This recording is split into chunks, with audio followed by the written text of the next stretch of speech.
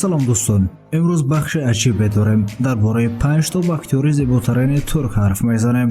имрӯз қарор додем ки бахши навбатии шабакаи биография филмро ба 5 ҳунарманди зебо ва ҷаззобтарини актёрони турк бахшам.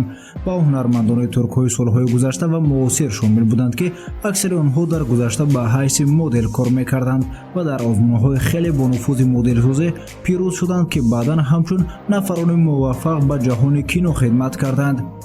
аммо чизи асосие ки бинандаи тоҷик махсусан таъсир мекунад ҷаззобӣ, харизма ва истеъдоди ин мардон аст.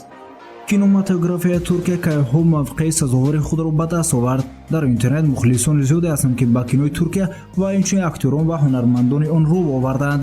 дар айни замон сериалҳои маъруфтарин ва беҳтарини Туркия асри бошукур, ҳазору як шаб, афтишебарг, эзел, севи мамнӯ, ариза мебошанд. мо тамошо мекунем, шинос мешавем, муҳокима хоҳем кард. шумо низ дар шаҳр дар бораи актёрҳои дӯстдоштаи худ ҳарф занед.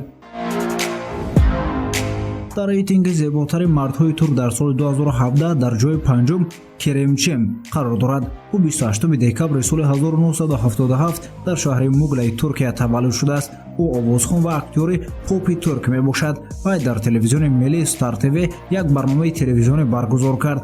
ӯ ҳамчунин дар филмҳои Бозии ишқ, Ду номаълум, Элиф, Ҳеҷ кас намедонад ширкат варзед.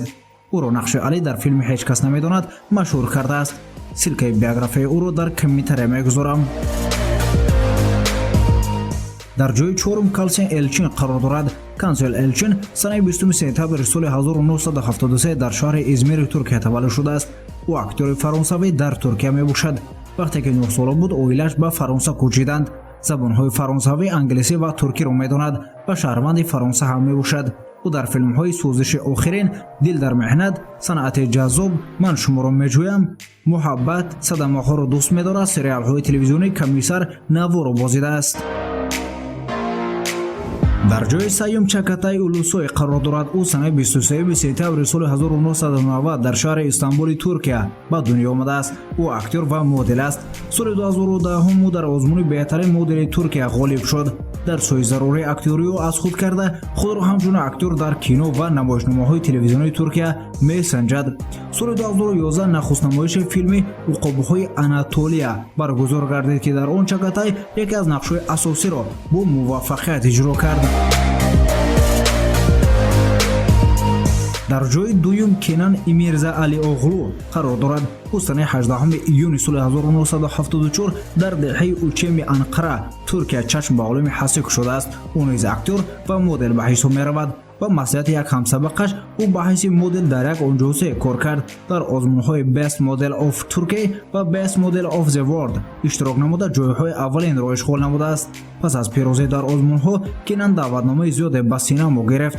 филмҳо бо иштироки ӯ Дили ваҳшӣ, Чархи дӯзах, Зарба, Ятим Али, Шаъну шараф, Роҳи аждаҳо, сериалҳои телевизионӣ Дили девона, Дарди ҳаёт, Эзер нақш офарин намудааст. дар ҷои якум Бурак Ҳаққӣ қарор дорад. Бурак Ҳаққӣ 23 май соли 1972 дар шаҳри Муглаи Туркия таваллуд шудааст.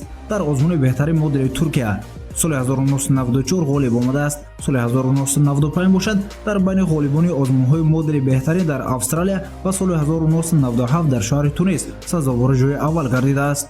нақши машҳуртарини Ҳусейн Кенан дар сериали телевизионии Симфонияи ишқ, филми дигар бо иштироки ӯ Туркҳо дар Кайҳон, Ин зан мебошад. дӯстон, агар писанд омад лайк монед, агар наомад пас дизлайк монед. лайкҳои зиёд гирад, ҳар ҳафта то 5 беҳтарин ва зеботарин актёрҳои турк ва тоҷикро ба шумо пешниҳод хоҳем кард. саломату сарбаланд бошед.